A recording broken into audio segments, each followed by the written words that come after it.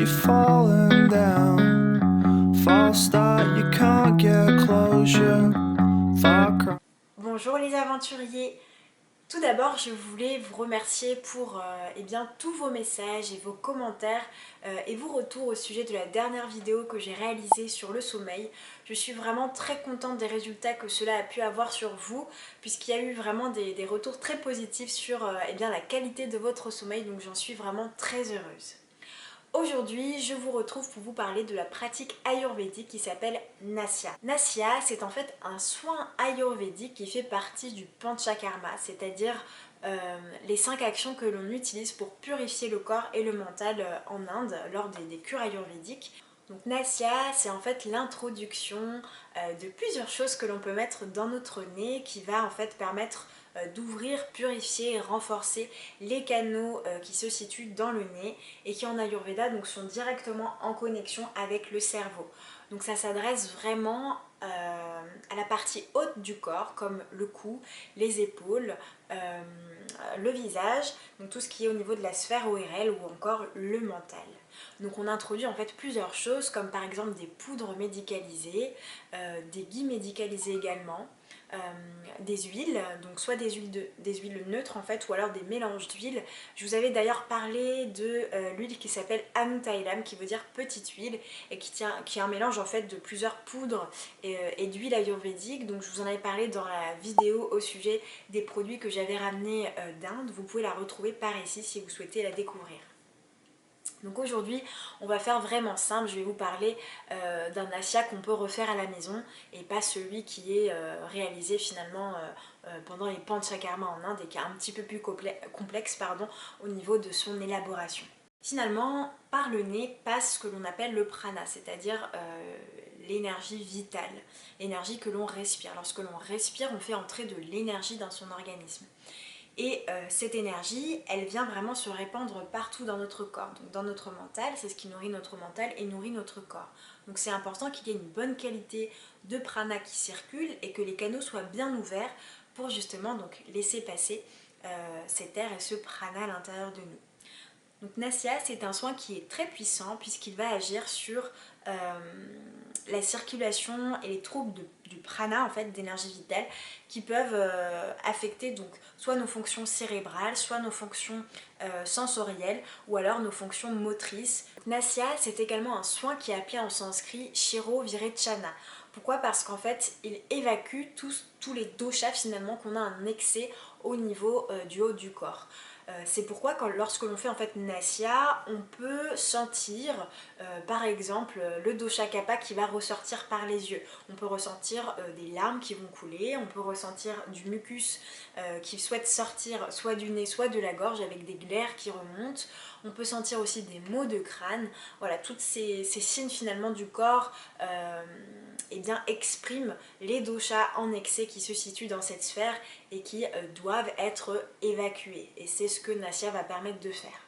Donc Nasya, c'est un soin que l'on va réaliser généralement pour les personnes qui vont avoir des maux de tête, qui vont avoir la voix ou la gorge enrouée, encore de la spondylocervicale, de la sécheresse au niveau du nez, au niveau des oreilles, au niveau des yeux également, au niveau de la gorge. Donc comme je vous disais tout à l'heure, c'est vraiment sur cette sphère que ça agit. Mais également lorsque l'on a de la rigidité au niveau des épaules, lorsque l'on a également un grisonnement précoce des cheveux ou également une chute de cheveux, Nasya va pouvoir agir aussi dessus. Ou également lorsque l'on a des sinusites ou encore de l'amygdalite au niveau de ses amygdales, Nasya également a de bons effets dessus. Donc c'est vraiment un soin à part entière, mais à titre de prévention, on peut l'utiliser aussi tous les jours pour des personnes qui sont tout à fait en bonne santé pour justement éviter ce genre de déséquilibre.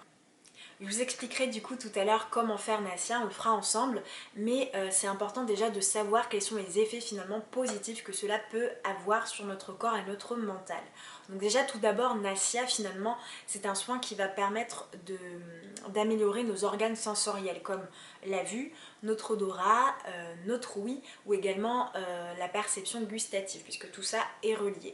Mais Nasya va également avoir des effets autres comme par exemple améliorer notre sommeil puisque c'est un soin qui apaise énormément le système nerveux et tout ce qui s'adresse au mental. C'est également un soin qui va améliorer notre respiration puisqu'il dégage du coup la partie du nez. Il va également améliorer le timbre de notre voix, l'éclaircir et la rendre beaucoup plus belle.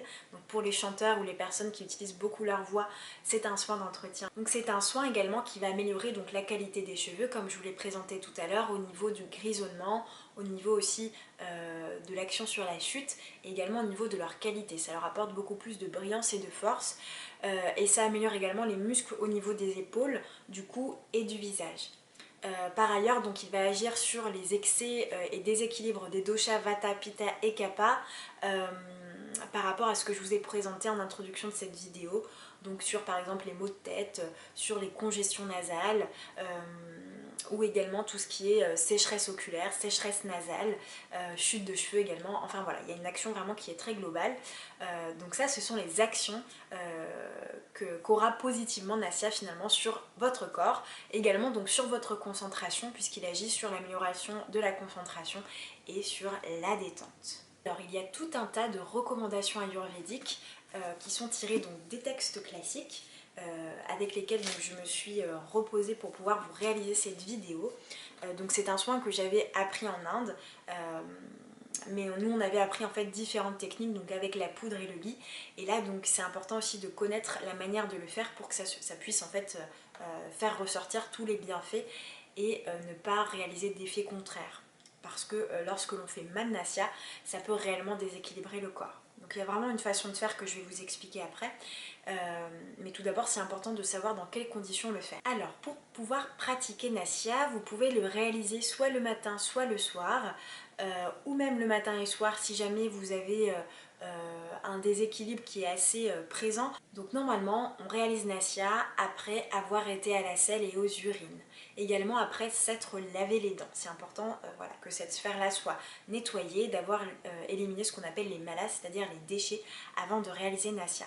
Nasya également se fait dans une pièce en fait qui est assez sombre, c'est-à-dire qu'il ne faut pas être perturbé par la luminosité de votre pièce. Donc vous pouvez tout à fait fermer les rideaux, mettre une petite lumière assez douce, mais vraiment être dans un endroit voilà, où vous pouvez lâcher prise au niveau de la luminosité et vous mettre en fait dans une sorte de cocon protecteur avec la lumière qui va être beaucoup plus douce et appropriée aux soins. Donc on ne doit pas réaliser une pratique de Nasya juste après avoir mangé, juste après avoir bu, juste après avoir pris un bain ou alors juste avant de prendre un bain également. Donc ça il faut éviter de le faire, sinon ça va déséquilibrer l'organisme. Il ne faut également pas pratiquer Nasya si vous venez de consommer de l'alcool, si vous venez de réaliser un jeûne ou alors juste après avoir réalisé un jeûne. Également si vous êtes enceinte et que vous venez d'accoucher, il ne faut pas réaliser Nasya.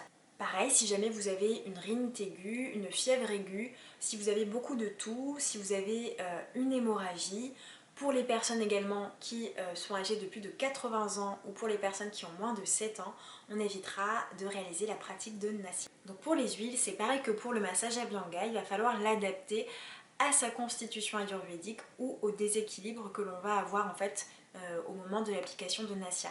Donc pour les personnes de type Pitta, on va plutôt partir sur des huiles comme l'huile de coco, comme le ghee, on peut également mettre du jus d'aloe vera, on peut mettre de l'huile d'amande douce ou encore de l'huile de rose. J'adore mettre de l'huile de rose personnellement dans mon nez. Pour les personnes de type Vata, ça va être plutôt du ghee ou alors de l'huile de sésame.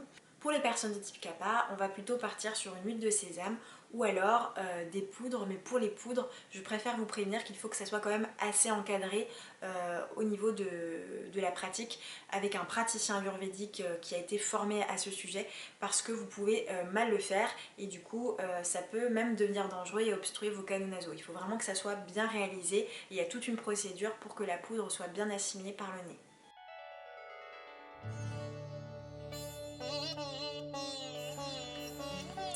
Donc tout d'abord, pour réaliser Nasya, je viens prendre de l'huile dans mes mains que je vais chauffer en frottant mes mains et je vais venir l'appliquer sur mon visage afin de réaliser un massage détendant et relaxant au niveau de mes joues, au niveau de mon nez, de mes yeux et de mon front.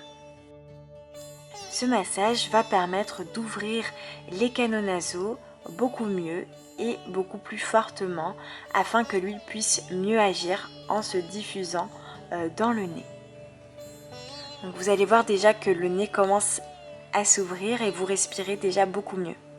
Ensuite, je saisis mon huile. Donc là, pour aujourd'hui, j'ai pris de l'huile de sésame que je mets dans une petite fiole avec une pipette afin de faciliter l'insertion dans le nez.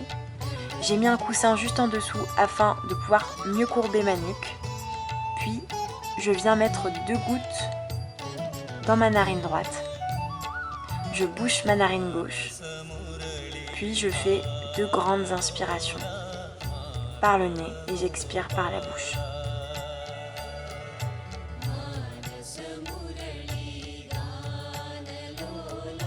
Salut, namasté.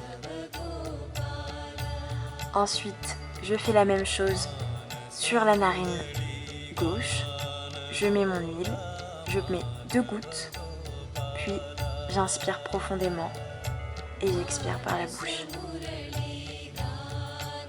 Donc il faut mettre 2 gouttes pour chaque narine. C'est amplement suffisant.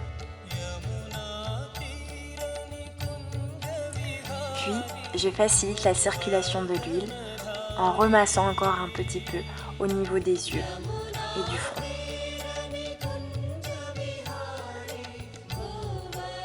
Ensuite, je vous conseille de rester quelques minutes allongés afin de profiter des bienfaits de Nassia et de ressentir les sensations dans votre corps.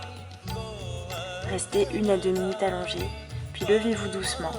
Et voilà, c'est terminé. Donc vous verrez déjà que votre teint est beaucoup plus lumineux et que vous allez beaucoup mieux respirer. Voilà les aventuriers, donc j'espère que cette vidéo vous aura permis d'en savoir un peu plus sur cette pratique qu'est Nassia. N'hésitez pas à m'indiquer en commentaire si jamais vous la réalisez de manière quotidienne et quels sont les effets que vous pouvez ressentir suite à l'application de Nassia dans votre vie. N'hésitez pas non plus à vous abonner à la chaîne en cliquant sur la petite cloche pour être tenu au courant des prochaines publications qui vont paraître. N'hésitez pas à liker la vidéo également pour lui donner de la visibilité. Quant à moi, je vous retrouve très bientôt pour une prochaine vidéo. Au revoir les aventuriers!